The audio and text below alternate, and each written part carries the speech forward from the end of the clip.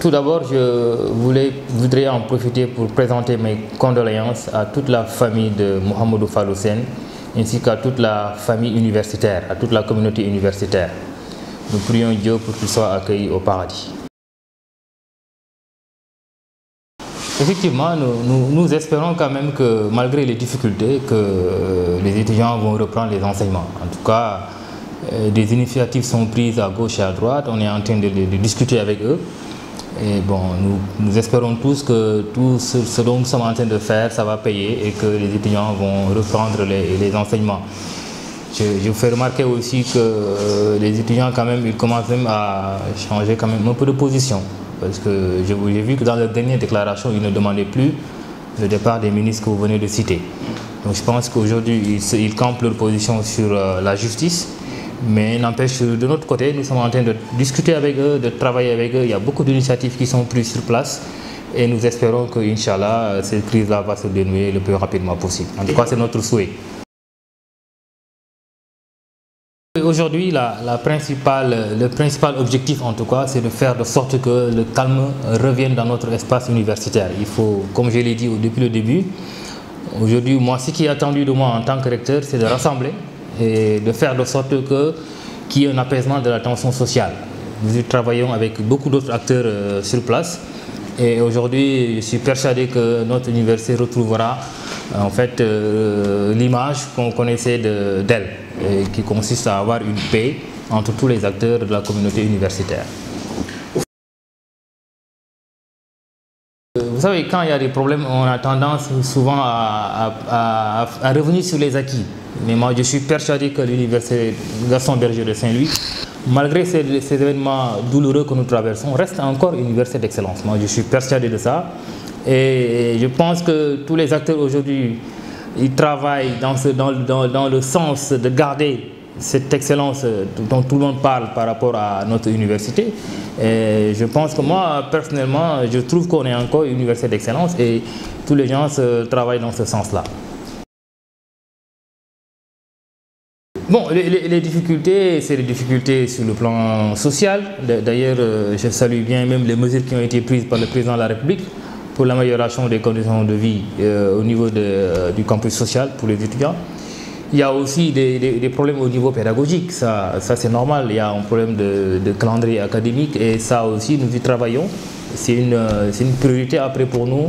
Il va falloir qu'on travaille tous ensemble avec tous les acteurs bien sûr pour qu'on revienne à un calendrier normal. Donc ça vraiment c'est quelque chose qui est très important pour nous et je sais qu'avec l'implication de tous les acteurs on va y arriver.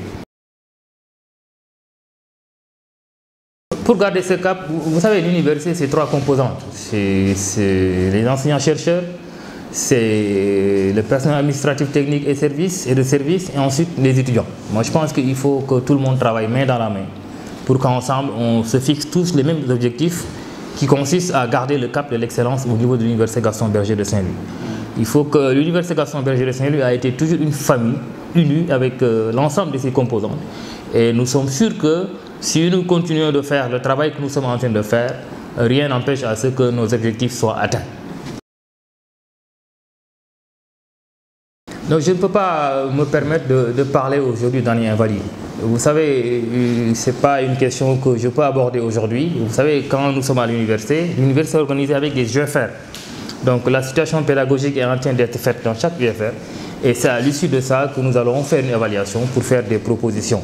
Mais je ne peux pas parler aujourd'hui d'année invalide et bien d'année blanche parce que jusque-là, les enseignements se déroulent normalement. Et une évaluation sera faite par UFR et on verra après ce qui va être fait.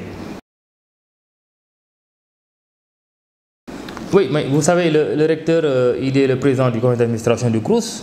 Donc le recteur il est là aussi pour essayer de faire de sorte qu'il y ait de meilleures relations entre le directeur du CROUS, qui est un collègue à moi, et les étudiants. Donc je pense que nous allons nous inscrire dans cette démarche-là, dans cette logique-là, prendre des initiatives pour que vraiment les relations soient meilleures entre le CROUS et le service social du CROUS et les étudiants. Comme vous l'avez vu, hein, peut-être que vous aurez même l'occasion de le voir, il y a beaucoup de dégâts. Ça, il faut dire que tout le rectorat a été saccagé, il y a d'autres bâtiments comme l'agence comptable, la direction de la scolarité, l'UFR, lettres et sciences humaines. Vraiment, les dégâts sont énormes. Et aujourd'hui, vraiment, c'est quelque chose qui est extrêmement sérieux. Mais nous sommes en train de travailler. Le travail même administratif a repris. Hein. Nous avons essayé avec les moyens du bord de reprendre le travail administratif en attendant une évaluation complète qui est en train d'être faite. Et j'en profite pour dire que aussi nous attendons aussi l'appui de l'État. Le ministère est disposé à nous aider et disponible pour venir en aide à l'UGB et je sais qu'ils sont dans cette dynamique-là. Nous sommes en train de faire le travail pour ça.